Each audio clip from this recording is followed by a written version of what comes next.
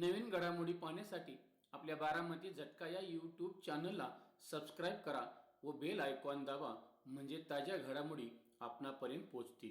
माळशिरस विधानसभा 254 अनुसूचित जाती राखीव मतदारसंघाचे महायुतीचे भाजपचे अधिकृत उमेदवार, भारतीय जनता युवा मोर्चाचे राष्ट्रीय उपाध्यक्ष व माळशिरस विधानसभेचे लोकप्रिय दमदार आमदार राम सातपुते यांच्या प्रचारार्थ आज शनिवार दिनांक 16 नोव्हेंबर 2024 रोजी अकलूज येथे देशाचे केंद्रीय रस्ते वाहतूक मंत्री नामदार नितीनजी गडकरी यांची जाहीर सभा संपन्न झाली. यावेळी लोकप्रिय दमदार आमदार राम सातपुते यांच्यावर प्रेम करणाऱ्या अनेक कार्यकर्त्यांसह हजारोंच्या संख्येने जनसमुदाय उपस्थित होता. सदर कार्यक्रमाचे सूत्रसंचालन भाजपचे माळशिरस तालुका संयोजन प्रमुख तथा भाजपा किसान मोर्चाचे जिल्हाध्यक्ष बाळासाहेब सरगर यांनी केले. यावेळी माजी जिल्हा परिषद सदस्या, भाजपच्या ज्येष्ठ नेत्या ॲडव्होकेट संजीवनीताई पाटील बोलताना म्हणाल्या, आदरणीय व्यासपीठ, आदरणीय आपण सर्वजण, माननीय रामभाऊ सातपुते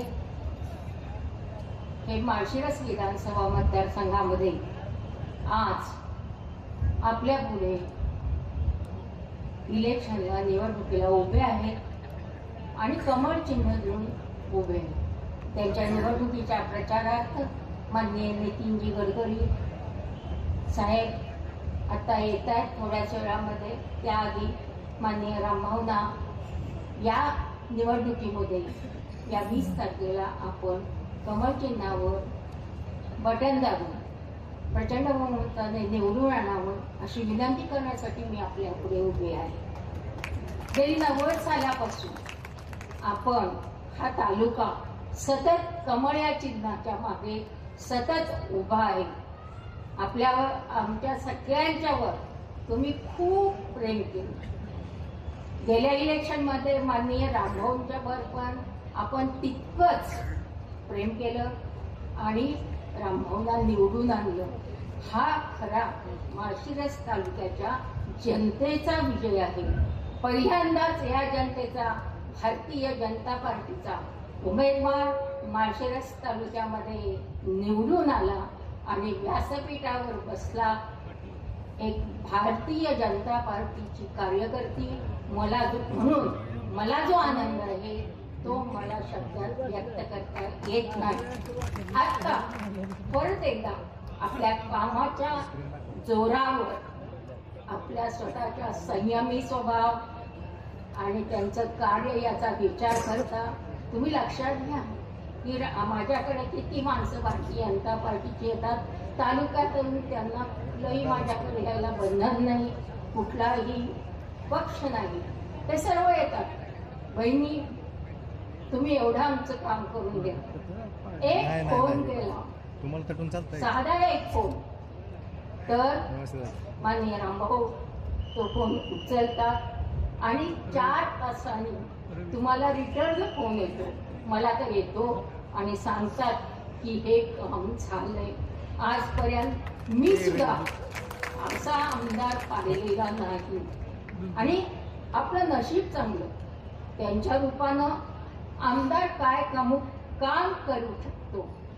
आमदार जनतेच्या मनासाठी, जनतेच्या व्यक्तिमत्वासाठी, जनतेच्या हृदयासाठी बसलेला आहे. तुम्ही आता फक्त बटन दाबायचं काम करायचं आहे आणि रामभाऊंना निवडून आणायची छोटीशी जबाबदारी मतदार म्हणून तुमच्यावर आहे आणि तुम्ही ती करायची आहे. मी आवर्जून असं सांगते की फक्त तुमच्यावर नाही तर आसपासचा परिसर, तुमचे नातेवाईक या सर्वांना सुद्धा तुम्ही सांगा. आपली कामं होण्यासाठी, आपला सर्व भाग सुजलाम सुफलाम करण्यासाठी आणि आपल्यातली सर्व काही प्रश्न असतील ते सोडवण्यासाठी पहिल्यांदाच रामभाऊंनी असं दाखवून दिलेलं आहे की आमदार काय काम करू शकतो, कसं करू शकतो आणि किती करू शकतो.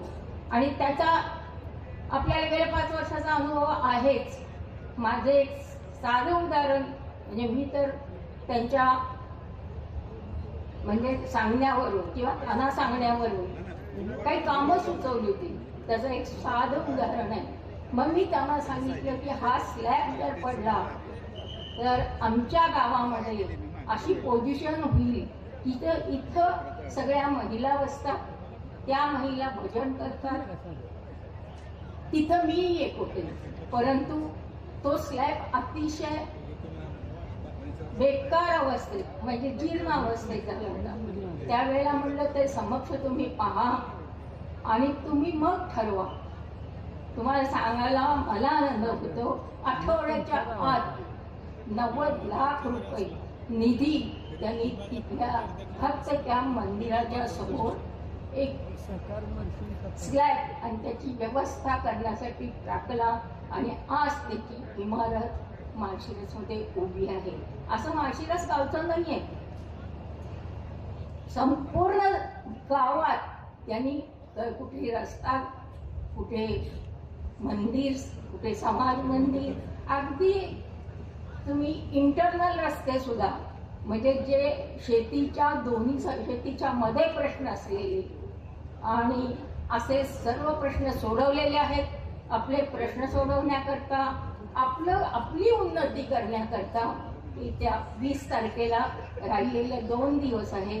अतिशय जबाबदारीनं वागून माननीय रामभाऊंना आपण कमळ चिन्हावर मत देऊन प्रचंड मताने निवडून आणावं ही विनंती.